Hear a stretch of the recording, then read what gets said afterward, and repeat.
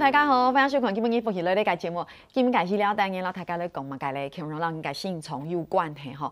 大家有启动无伤心啊，你嘅性从会跳到动夹嘅啵啵啵，系冇伤心，另下隔壁咪会启动一样，跳好夹，系冇伤心，会启动系咪跳好慢哦？其实咧，性从吼对你来讲非常系重要，跳好夹啦，跳好慢，对你都有动态嘅影响哦。所以你今日就请到线上嚟好好咯，大家咧分享讨论一下，大家咧分享你今日嘅线上吼，其实特别是联下依然。性从血管内科嘅郑子威先生，欢迎。哦，大家好啊！各位观众、乡亲朋友，大家好。特别是联合医院阳明医院的郑子威医生，大家好。欢迎先生吼，来到亚片同大家来讨论吼，其实性从有嘅问题，过一般人比较容易忽略的问题。为什么这么说？因为一般人大家会讲啊，我好胖哦，爱轻平还是降平。大家会讲，爱吃到哇，最近的那个油脂有没问题？大家会去注意，对不对？可是大家不会想到心脏的问题。对，故说今日好好来讲一下。如果讲到鸦片，我们一开始先同大家来讲，心脏有时候会跳很快，有时候会跳很慢，对，然后有时候是规则，有时候可能是不规则，所以会有心律不整的问题。对，如果大家会问，嘛该心律不整。先跟大家简单讲一下哈，我们正常的心跳哈，1分钟啊，差不多是60下到100下哦，所以说在这个范围内都算是正常的速度。超过100下以上，就算够紧。比60下够慢，就算慢一些。但是迄唔免超过一些，同慢一些，都一定是心律不整，还是有问题的。其实是无一定，因为像特紧的情形，平常运动的时间，启动的时间，130，超过100嘛，个正常。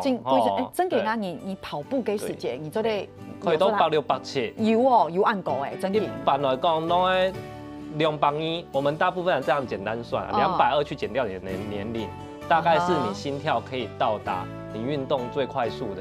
当然，也有些人会超过220，比如说30岁的人来讲好了，220去减掉30，他也许最快运动的时候，其实可以快到180、190。可以180、190跳很快耶，非常快，对啊，跟很像你快跑的时候，对，你有时候去跑步机啊，去量，真的还蛮快的很快，对慢的时候，像40下、50下是一定有问题的嘛？其实也不一定，对，它只要是规则的，像有些运动员，他正常的时候休息的时候，我有看过40几下的，不过他也不是病人，他是正常的运动员，他是规则的慢，对，一次都会按钮给40几下，对。但是如果说他这个真的是跳，有可能是乱跳，不规则，突然多一跳或少一跳，或者是他就很乱，就是不规则的跳，那这种就是叫心律不整了。那心律不整也有分过快跟过慢的，对，要不然就有讲到，不过。在讲过快跟过慢之前，他可能会讲心悸，因为大家会跟这个分不清楚的嘛。轻动眼影，比如讲，可能有时候轻动眼来讲，爱总得零咖啡哦，你应该零咖啡该时间，爱心从会啵啵跳，就好像心悸。轻动眼会按讲嘛，爱总得零咖啡，零咖啡会心悸，对，跟同心律不整又会某相关的东西。应该这样讲，就是大家这个心悸是一个很广泛的词啊，对啊。那种啵啵啵的感觉，也有可能是规则的快啊，但是你就是比较敏感，然后你觉得嘣嘣嘣嘣嘣好快的那种，还可以听到自己心跳的声音。对，尤其是在夜阑人静，就是很安静的时候，其实蛮还有可能可以谈到这个心跳啊，可以哦，可以感觉到这个心跳，但是那种感觉就那种感觉就快的那种感觉，可以叫做是心悸，也有可能是有些人会感觉突然多一跳，啵啵啵。多一跳，或者是少一跳的那种感觉，就是这样子也算是心悸的感觉。那如果像有时候他爬楼梯，比如他可能行路的时间没买杠杆，过去爬楼梯的时间，突然间会觉得好像快喘不过气，然后或者是有一些就像刚刚医生讲，他突然又多跳了一下，那个也是就要观察了。对，如果说真的有很明显，或者是你摸自己的脉搏，真的就是它不规则，或者是它本来跳都很规则，突然多一跳的那一种。或者连续快跳的那种就要比较小心了。哎，之后要整体会注意，一般人不会去发现的，一般人不会特别去，因为这个你真的要稍微观察自己的身体，这样会有按钮给发觉。真的要比较细心的人，对，或者是真的发生过没力、昏倒这种就是就算是不敏感的人，应该也知道自己发生的事情。清氧中，以为你已经去医院了，对不对？通常那种都被送到医院去了，就发现了，那个也太不敏感了哈。不过鸦片现场有讲过，黑共心律不整其实有慢性的，就是快速心律不整跟慢速。我们这边先讲的是快速的分类。那这里面这几个都是就是快速的心律不整。我今天有带了一本，就是我们好像心电图心电图给图的那个给大家看一下那基本上第一个心室上平脉就是我这里面的就是第3章这个。对。那一般来讲，这个心室上平脉，它就是不正常的放电点，或者是它有在心脏里面有多一条不正常的回路出来的，就有可能会跑出心室上平脉这种心律不整。它有时候可以快到160到180下，就是没做运动。对，没做运动，你就很安静的抽点给片，你给心中就是160。对，160、180，这样怎么受得了？受不了，这种症状其实还蛮明显的。这个病人一定会有感觉的。你做再没感觉，这就太离谱了。一定会有感觉，太快了。那跟我们跑步的时候。对，就是你休息的时候你的心跳都跟跑步的时候一样快。那时候通常血压会比较降低，然后你会觉得有点头晕，甚至没力的那种感觉。然后有些更敏感的人觉得蹦蹦蹦蹦蹦跳得非常的快，他受不了，脸色会苍白。这时候大部分都会跑急诊。是，对。这就是医生讲的，比如说在快速的这个分类上面，刚举了一个例子。对，心房扑动跟心房颤动基本上就是他们可以归类。大致上就是同一组对，那他们都是在心房的地方，心房扑动是产生一个就是回路在那边绕，然后心房平脉是在心房的地方有好几个或单一一个不正常放电点在那边持续的放电，那都是不规则的，这2种都是不规则的。比如就是我这一张就是里面的第2张心电图它是不规则的，所以说。如果是遇到不规则又快速的就是有可能就是这种心房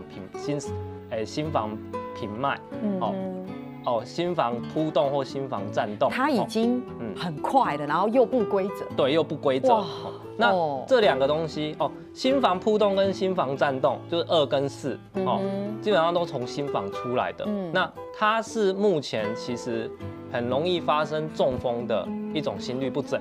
那随着年纪越来越大，基本上70到80岁的人大概有5到10%的盛行率，而且随着年纪越大，心房扑动跟心房颤动的病人会越来越多。故说听医生这样讲，大家第一个直觉的联想就会，公司才发有镜头给弄你，大家知道讲，其脑筋塞到也好，其别脑筋也好。故说当然唔可以讲你别脑筋就听从个心脏的问题，不过意思就会讲心脏的问题会引起。医生，你刚刚说可能有别脑筋，还讲脑筋切到的问题，对。相反的讲中风嘛，以别脑筋，还话讲别脑筋，可能是血管，就是爆开，就出血性的脑中风。切到如果就是梗塞性、栓塞性的脑中风那我们的心律不整会造成的是栓塞性的脑中风，就是切到，脑筋切到，唔系别开机。唔系中风底部，中风的原因个多。心律不整造成的比率大概是1/5，大概20%左右。那也很高啊。对。亲狗算是不少了。系啊，1/5所以就像经常讲因为刚才经常举例了很多就是快速的这个心律不整的问题嘛，可能就会经常讲其实黑讲你心脏有按样的问题，可能就会引起经常讲就是栓，就是唔系别脑筋，系塞到这种的脑中风。哇，所以有听懂你有按样的问题。年纪越大越多我们因为现在老年大的社会，其实门诊大半，而且我又是顾加护病房的医师，其实还蛮常遇到的啦。对，我遇到的比例会比较多一些。大部分就是像处理这些病人，就是要给他目前有一些特殊的用药已经出来了，一些抗凝血剂，用来预防中风用的，目前都陆陆续续在预防中风，对，就会给他给时间黑心虫的问题，都养剂，怕他会有暗涌给请，对，就是因为它都是造成栓塞性，因为心律不整，心脏乱跳，它在心脏里面产生血块，然后随着产生血块之后，心脏是帮浦嘛，就把血块收缩的时候就打出去，随着血管就打出去了。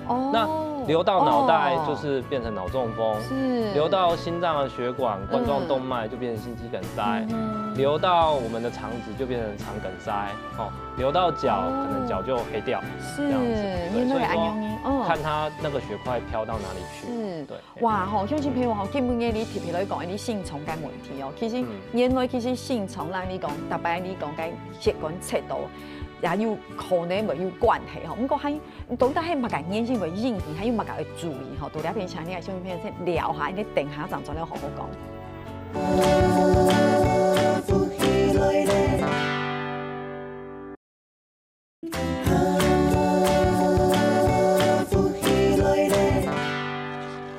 今日到長度先生嚟到聊片，然後大家嚟討論性蟲嘅問題吼。公司才發現上有青島嘅人啊。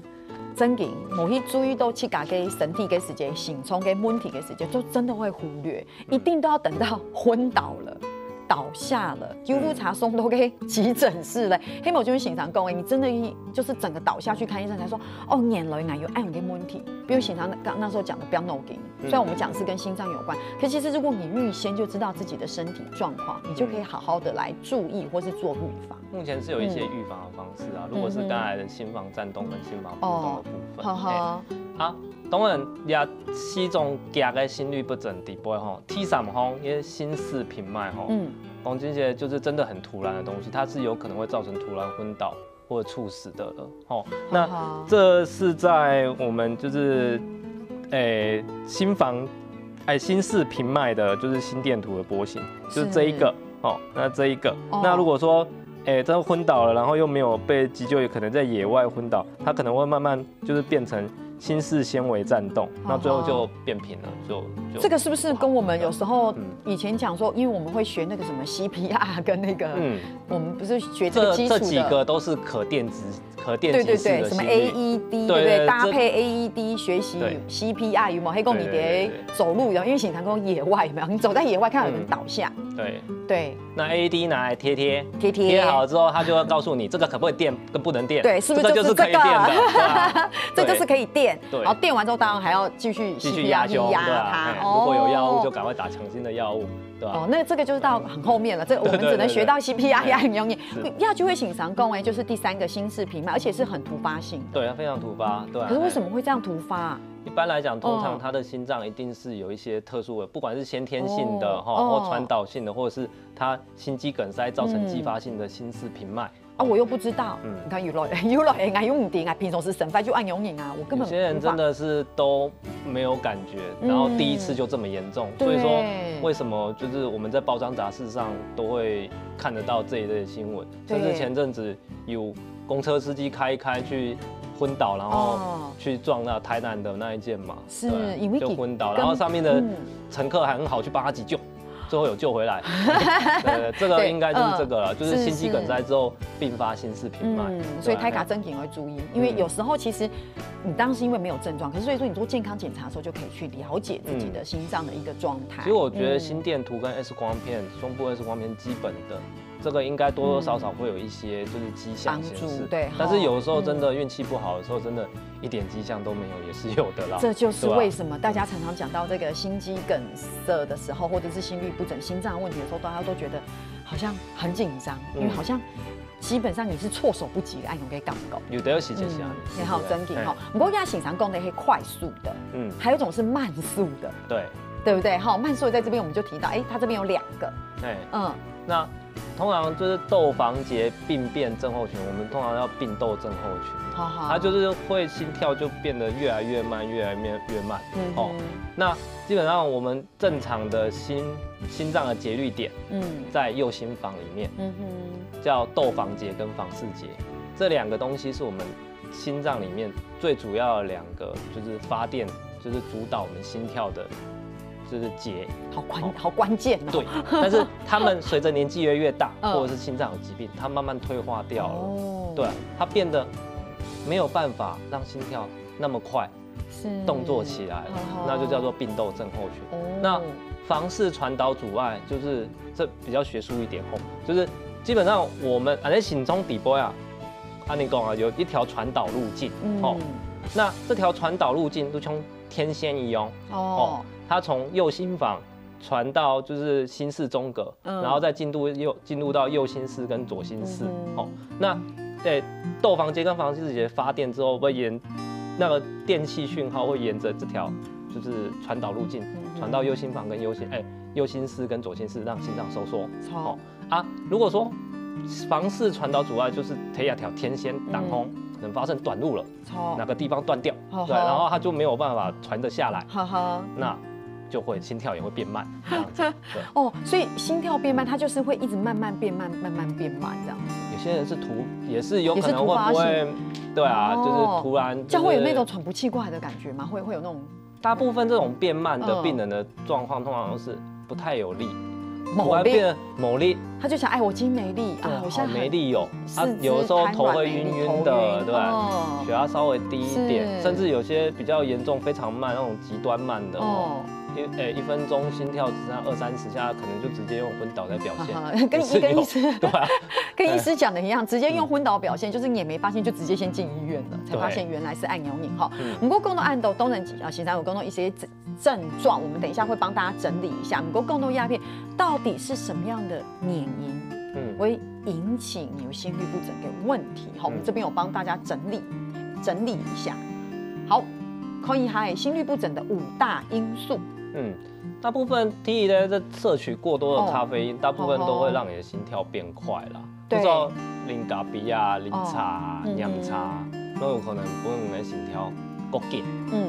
不知道还真是啉下如果你心中还卜卜滚啊，有可能如果里面啉太多咖啡的，不知道啉过少啊，酿茶嘛可以啉啦。通常病人都问我说，绝对不能喝。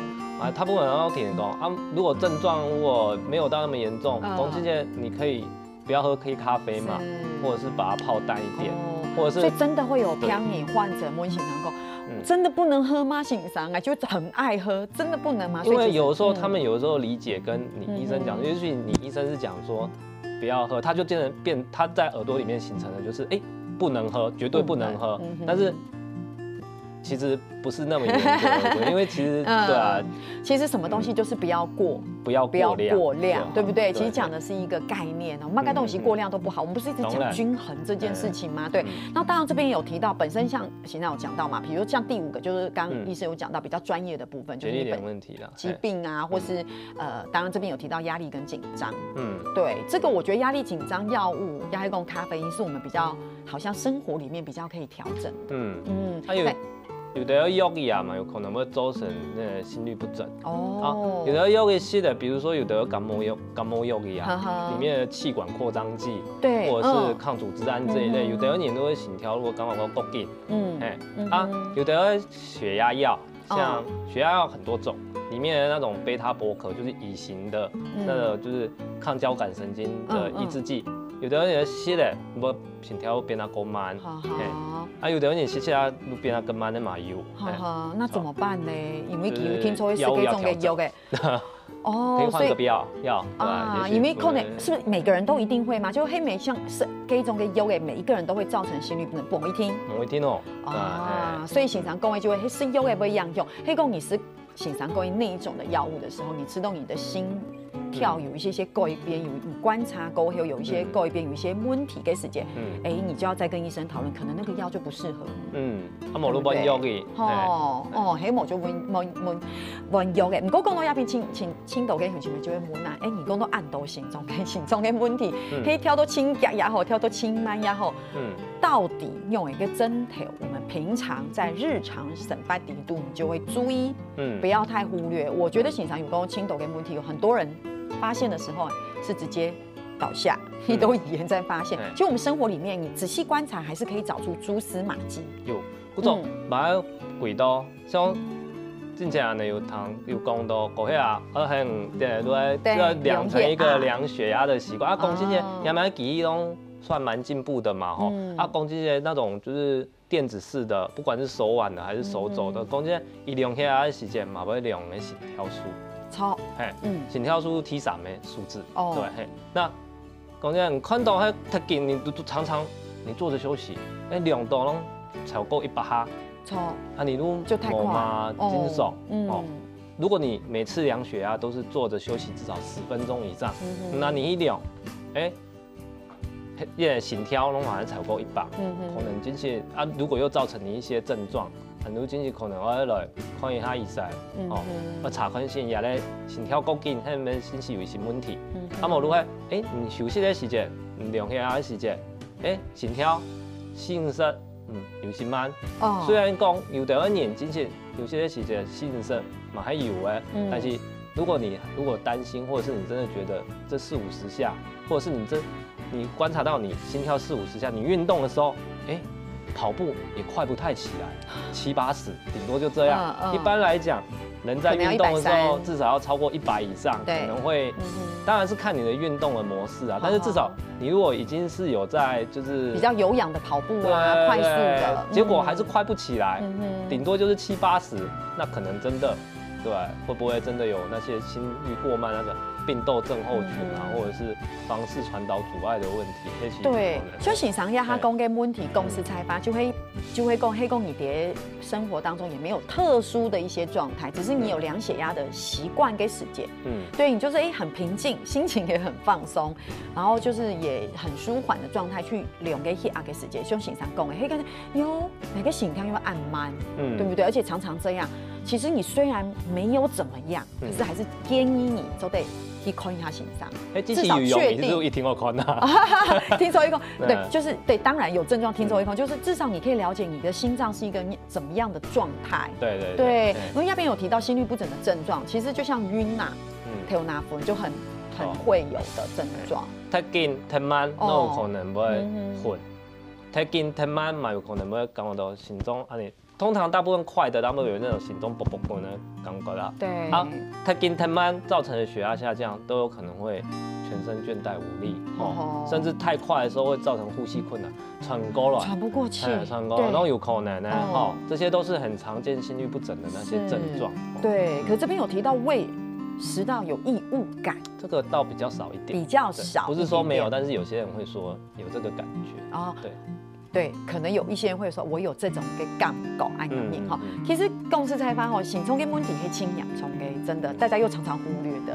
那你真点会了解一个针头嘅时间，好像又没有什么太特殊的一个症状，就像欣赏讲啊，有时候头拿hin啊，黑某就会全身倦怠，头有一些困难，就会按容易。不过也唔係講大家重，就更要去注意哈。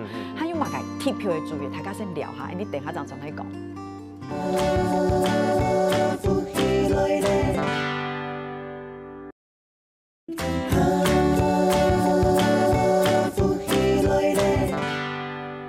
今天想到真心上那个节目地图，让大家来讨论心脏的问题。这真的是轻严肃又轻严重的议题，可是大家很容易忽略。对哈，不过前面显然有讲到啊，就会讲，其实我们有一些针头，大家就会注意，比如你是不是头晕啦，或者是不是觉得哇全身很倦怠啦？对，不过我们这边要讲到的事情是，如果这样的状态，我们如果真的去看医生的话，这会帮大家做的检查就会按斗、心天图。基本上他听引来，或者是有不舒服的患者来的话，对，有讲到有心律不整或心悸的情形，头晕，一般来讲，一般心电图，一天不会做，但是讲这些，大部分听引来都门诊的时间，心律不整不可能就是你要来医生刚好就跳给医生看，然后要中间是够少的啦，真的哦，所以大部分来拢你要么有无爽快无？无迄款一量以前跳大混混，心跳跳过紧。如果压轻后，压慢慢不会冷的。虽然这个时候病人通常会带着有点害羞，好像不太好意思，但是我觉得不用害羞，不用那个，对，这种东西我们自己心脏科医师都知道，心律不整不会再来诊间的时候就这么刚好给你医生看到，对，会看得到的通常都在急诊啊。对，因为正在跳嘛，对吧？就跟医生讲，就你倒下的那个时刻有没有？或者是不舒服，刚好你来的时候做一般心电图。会比较容易当场就抓得到，但是在诊间的时候，就算你做一张一般心电图做出来是正常的，我们心脏科医师还是会努力的去得到答案，因为我们相信病人一定是有不舒服啦，他才会来，对吧？那大部分接下来就是如果要做的就是运动心电图或者是24小时心电图。运动心电图就是看让他运动之后，看是不是这个运动会触发他的就是心律不整，或者是我通常也会问病人，你最近心律不整或心悸这种不舒服的情形，一天会发作几次，或者是一周发生几次？那如果说发生的很频繁，如果一天至少会发作1次的，可能可以帮他排个24小时心电图。那个心电图的机器基本上就贴3个贴片，不用住院，不是医院。所以你就会做一幕下，你还是可以用。对等啊，细细的机器啊嘛，拢真多真细粒的，可以看啊，在你的口袋底部按偏利用。叠好啊，你跪起就增爽周身，增爽周身，莫讲跪起都面蛋马之前都冇做，不是说回去就衰莫爱用，你就增爽用你都用的。啊莫讲真正你喺跪啊，你平平顺顺鼓来，冇发生之前啊，有可能这也是好事啦。没有但是没有抓到也不是一件好事，对吧？如果说是那一种就是发生频率，你可能一个月。或者是1个礼拜才1次的，有的时候做24小时心电图会不会回来也没抓到，也是有可能的。这个时候可能就是要看要不要用那个长期事件记录器，所谓的英文叫 loop recorder 这一种也是有那这种就能帮助我们去抓到病人是不是对啊，就是真的是有心律不整。那通常做24小时心电图跟长期事件记录器的时候，同时也会给偏你一种剂。黑一下你去给他用型拿笔下来，几点几分，有马金条那同时有的机器是可以按，有的咧可以 Kim ，Kim 到去按如下，就点豆腐，马某松快，心跳非常高紧，心跳啵啵滚我们再去对那个就是我们接下来回来之后，我们会就是把那个就是资料读取出来，再一看一下一度回一度点，心脏啵啵滚的时间，是没进行有心律不整，还是其实就是你那个时候是正常的心跳稍微快一些，或者是有些人其实是正常的，也是有，还有的人是进行有心律不整，然后心脏啵啵滚，那这个时候就可以符合你真的是因为心律不整造成的心悸不过唐友真的其实还要蛮细心的耶。除了很细心之外，其实还要蛮有耐心的。其实蛮好啦，其实这已经算是目前心脏科的标准作业流程。这样算标准作业流程算是啦。真的。其实按用，黑公牛按用给工厂，说实在你就安心了。你就挨个安心的意思讲，有问题也冇，黑公有问题，黑牛有问题，至少你可以知道在生活里面我们要用周用你的预防来用。对，如果有抓到，那我们就用药物或者是一些行为的改变来预防。某啥到攻击起来没有不一定代表没有，但是这个时候如果做出来是正常，至少大部分时间可能正常。如果说什么时候又再发生比较频繁，我们再来做一次。对，再看能不能抓得到。如果有我们就做出，如果一直通常这不会太快就做啦，大部分都是3到6个月再可能有不舒服再做一次。如果这1年多或2年多追踪做了2、3次也没有抓到任何的东西，也许会不会你其实是没有心律不整，也是有可能，有可能，对不对？那就太棒了哈，黑洞。不过这就是因为你做了检验，你就安心了哈。这也是一种安心的效果。真的，你刚刚那边有青铜饮，它会量脉搏。对我记得就会跟读国小的时候那个上。就是可能卫教课程的时候，经常会搞，我觉得对。可是事实上，这个其实现在很多人会忽略，这也是一个自己可以去量的方式。对，那在这里就要教大家怎么样量脉搏。除了如果你家里就直接有手腕式或者是手肘式的，那个就是血压计可以量的话，其实你只要最方便的，对，方便。但是有的时候其实那个机器有时候如果太不敏感的话，它有可能会漏个几拍，对吧？也是有可能的。那自己摸其实最准，对吧？为什么呢？因为挨不下压油，挨妈妈用给啦哈，我就会把它拿来我自己也量一下，然后我量完之后，我再过2分钟再量一次。为什么呢？其实也唔可以讲哪个这个有没有准，我对那个机器很好奇，那就想讲，那就吃宽呐。6分钟过后再量一次，会不会结果是差不多的？因为就是就像医生说的，有时候会差几下啦，还是会差一点点，还是会差几下，因为心跳其实随时都在变动的，对吧？啊，用一种脉搏，大部分比较好摸到的脉搏，大部分第一个是在手，对，还有公斗数，如果在我们就是手掌，我们通常就是手掌平放，然后手心向上。然后在大拇指，就是在手腕靠大拇指侧，用2只手指，大部分是食指跟中指，我们去摸比较靠外侧的地方。有没有摸到一个就是在跳动的地方？那基本上这时候你就家里如果有一个，现在其实都很多电子钟啊，但是如果家里有一个时钟是有秒针的，这个时候你就可以边摸，然后边看着你的时钟，然后数30秒到1分钟，看几下。其实我觉得这是最准的。有我觉得这真的是最准的，因为像俺呀，爱用吃呀，俺就顶俺个心跳。当然，俺呀还是录影嘛，哈，我们公俺要名是，我觉得还蛮稳定的。是，那代表主持人是正常的。但是有的人哦，他的脉搏，尤其是心律不整、心房颤动的那些病人，或者是不规则的心跳的，有的要胎，有的要塞，有的要胎，有的要塞啊。有的时候，什么叫有的胎，有的塞？有的脉搏，就是说脉拍。你的那个搏动的就是程度，有些人是不规则的哦，有些人是一跳大的，一跳小的。你的意思说突然很大，然后再很小，很大再很小，它是不是很规则的？那有的时候像这种，像我最近就有遇到一个病人，他是一个洗肾的病人，以米拜还是 C 有这些洗肾，因为在洗肾的时候，他们那种生理监视器都是用就是电子式的，然后。是绑在手上的加压带，然后每隔15分钟量一次心跳跟血压。米拜量出来，他们都用吸射哈，好低哦。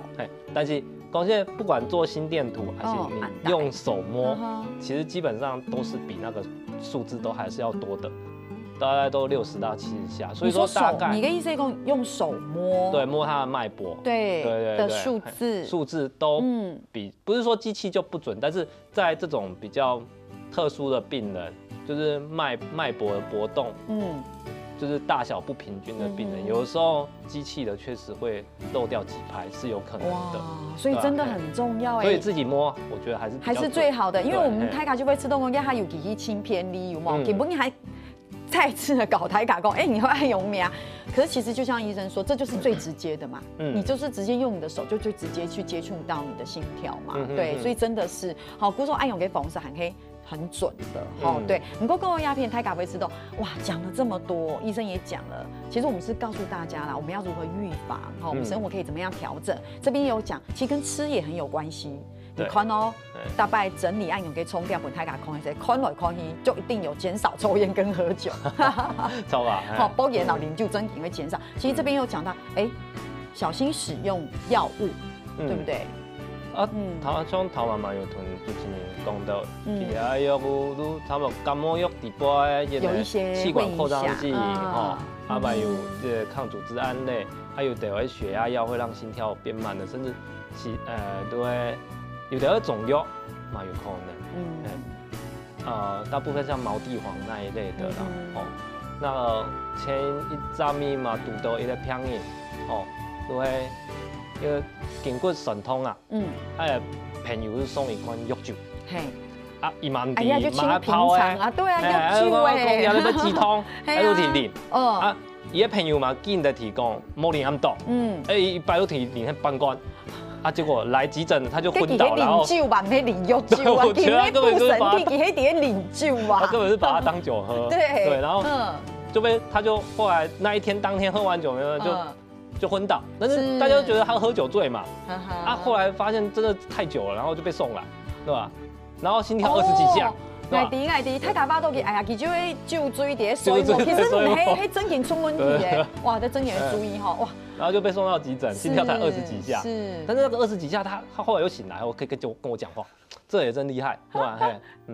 所以古总你谈现场讲案头，心脏的问题实在是太奇妙诶，真件很容易。不过讲到两篇，其实简单讲出来，按到第四个分享是希望讲大家要注意，你自家的性状有没有问题？平常时候去观察比较好，敏感去观察，去注意去，好去了解有问题也无问题。不过身白地图动都会注意的事情，像线上讲的啉酒的问题、保养的问题、水某个问题，要好好的有规律的生活。哇，节目时间过得好快，好像还有好多东西都在讲哈。不过先感谢欣赏的都鸦片同大家的朋友，下次再来分享更多的知识跟大家来讲一下，好吗？走的。好啊。好，在这边非常谢谢欣赏，好，安子 C。谢谢主持人。哦，乡亲朋友哦，今日这个很难的知识，唔过吼，希望大家甲收获动到，唔过3年下来天天来做认同了。